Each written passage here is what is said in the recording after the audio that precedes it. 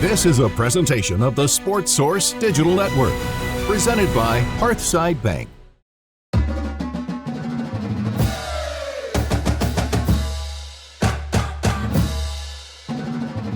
The preseason predictions are in, and Tennessee is picked for not a good spot in the SEC.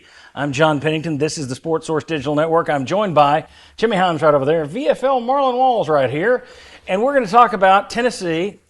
The SEC media has spoken. They put them at 9th in the SEC. USA Today and SI.com, one of them had them at 10th, another one had them 11th in the SEC. Joel Klatt of On3 recently posted 5 teams he was buying stock in and 5 teams he was selling stock. The number one sell stock was Tennessee. It's all looking down, scary, grim.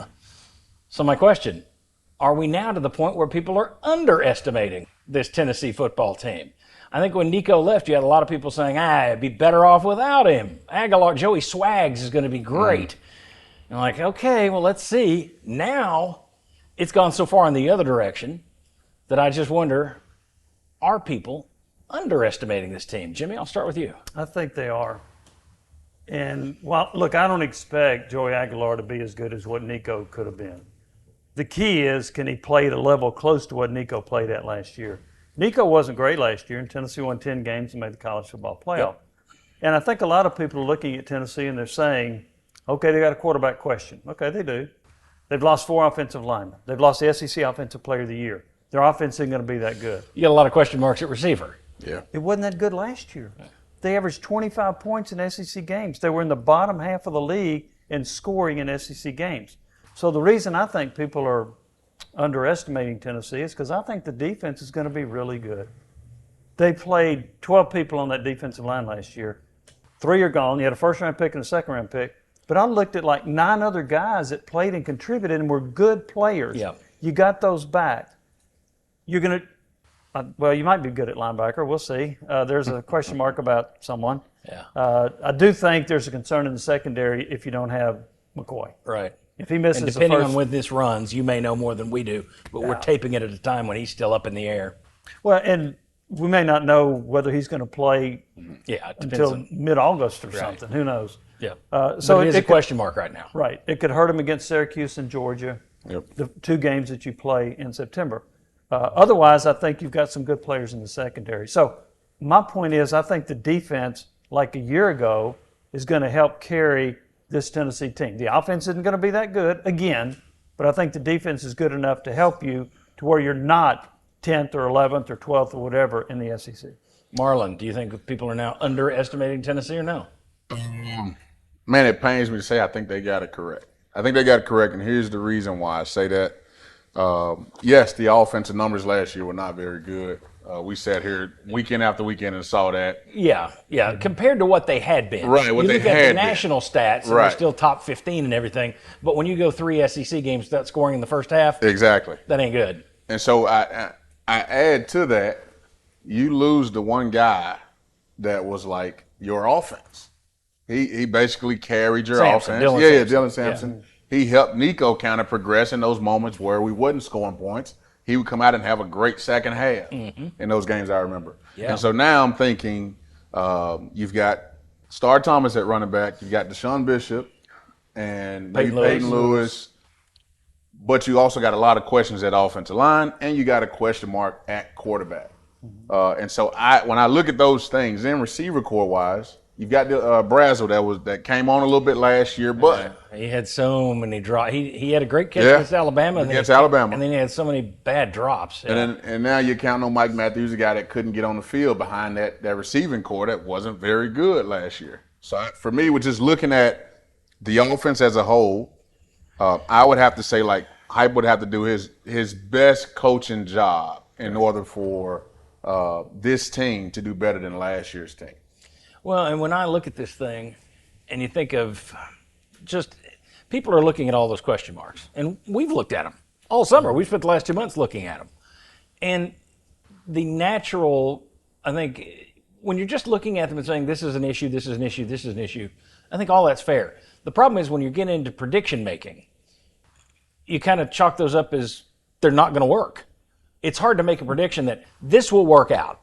And the reality is, you're not going to hit on all those question marks. You got questions at receivers, we've talked about, question at offensive line, question at quarterback. You're not going to hit on all of them. I don't think you're also going to be a flop on all of them. Yeah. So that's why I think they are underestimating them now. I don't see this being the 10th or 11th best team in the league. I could see them being 7th or 8th. Yeah. I don't see them being top 4. Last year they were 3rd in a 16-team league. Pretty darn good, considering the top 2 were both your favorites to win the national championship going into the playoff. So I do think they're being underestimated, but I don't know. I don't think anybody should take offense to it, because underestimated, yes, but I understand why. Yeah. It's hard to say, oh, well, this will work out and that will work out. I would have been more likely, and we pretty much did, after 2022 and the Hendon Hooker year, a lot of people were more likely to say, they'll figure it out. They'll figure it out. But the last 2 years, they've been winning with defense. They didn't figure it out on offense. So it's harder for me to project it as, they'll just plug in new guys. I don't know. Last year wasn't just a one-year deal on defense. The year before, they ranked in the top 5 in the SEC in 5 different categories. Yep. They were even better in 2024 than 23. They've gotten better every year under Tim Banks. Yeah, every single year. And I like him a lot. I think he's a heck of a defensive coordinator. Yeah. I do think when you look at Tennessee's stats last year on offense, it's really skewed by the fact they averaged 62 points in non-conference games. Yeah. Who cares? You averaged 25 in SEC games. That, to me, is what I look at, and that's where Tennessee's got in it. Well, I don't know if they can improve, but they need to. See, and I won't argue that with you. I think that you're right. It was skewed by the non-conference. At the same time, when you look and you see they are top 50 in the nation in scoring, here's the thing. Most of those teams also played 3 cupcakes. Not all of them, but a lot of them did. Now, did they average 62 points? That I don't know. You'd have to go through every single. My guess is they scored more on the Georgia Southerns than they did on the Georgias. Yeah. But still, maybe it was just skewed in Tennessee's favor that way. Here's what scares me about what we've seen in the last couple of years since the Hendon Hooker here. The defense has carried us. What happens when the defense don't carry us? Do we have enough on that side of the ball?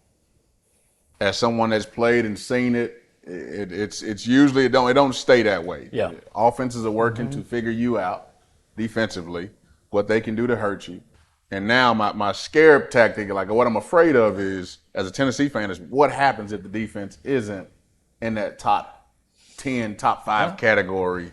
Do we have enough offensively to say we'll pick it up and carry the team to a 9-3, 8-4 type deal? See, I think the defense can in 2025. 2026, I don't know yet.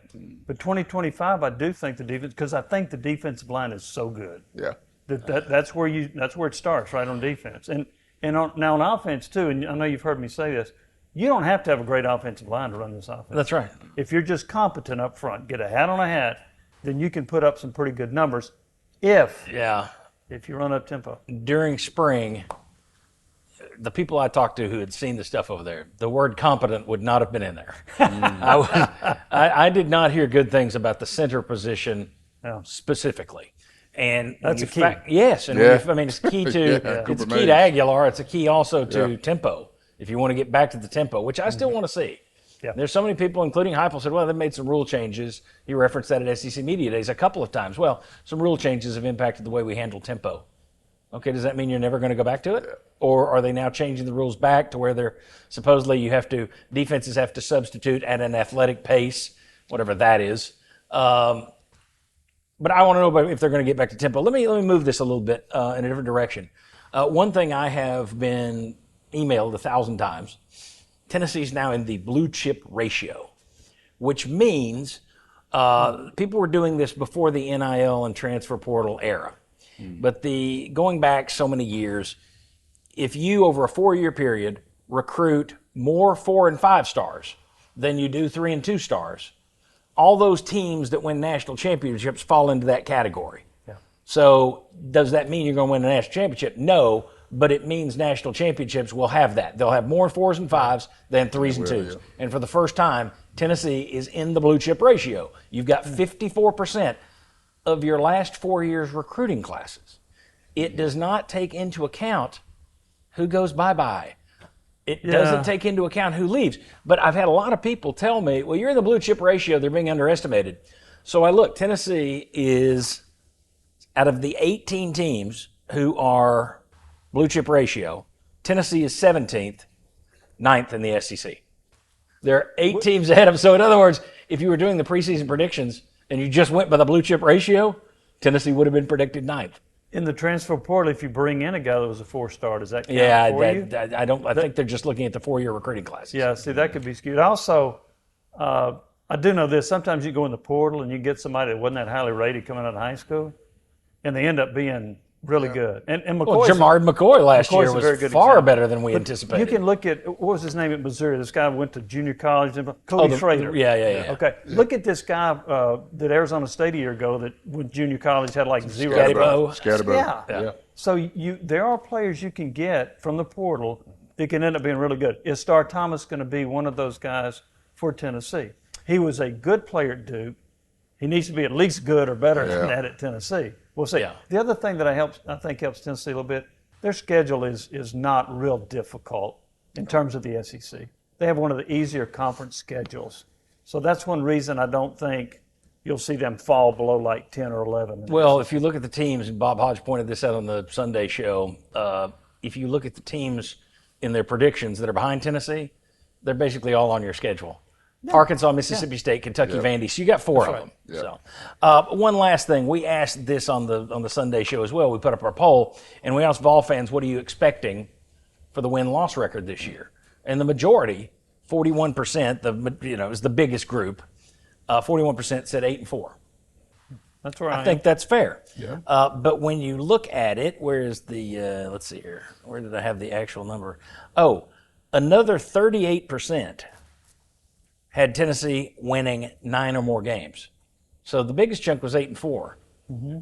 But when you combine 9-3 or 10 or more, that's another 38%. So you're like 75% of this fan base thinks you're winning at least 8 games. Yeah. Are they overestimating things? The crew that are saying 9 and 10. I think 8's right. Yeah. I don't. They can get to 9. Yeah. I expect them to be at. Well, here's the thing. They can fall to 7. I mean, there's all kinds of things that can happen. There are 3 games that I don't think they're going to win. I don't think they win at Florida or at Alabama or against Georgia. And it's been, under Heupel, typical that Tennessee loses one game it probably shouldn't. Mm-hmm. It was Arkansas the year before they got blown out by Missouri, the year before they lost to South Carolina. Which is actually true of a lot of coaches in this era, but yes, it haunts Heupel. Yeah. So one other game, so that's why I got them at 8-4. Now, to me, 8-4 will have them ranked between like 15 or 22 in the country. So that to me is not a huge drop off. Is it overestimating them to say 9 or 10 wins? Yes. In your opinion? I think so. I think 8-4 is a sweet spot. And I think if you go 8-4, that's still a good deal, good job with what this roster looks like and losing what you lost and how it transpired. Losing your quarterback. Yeah. Like I would say, if he left right after the season, okay, you can plan a little bit more. Yeah. But losing them where you lost them, like I think 8-4 is a great job by him with the lack of star power that we have on this football team. What do you think, folks? Is the media now underestimating Tennessee? You tell us in the comment section, whether it's underestimating, overestimating. Tell us what you think in the comment section. Be sure to click the thumbs up. Be sure to ring the bell. And do us a favor and hit subscribe. That helps as well. We appreciate you, and we'll see you next time right back here on the Sports Source Digital Network.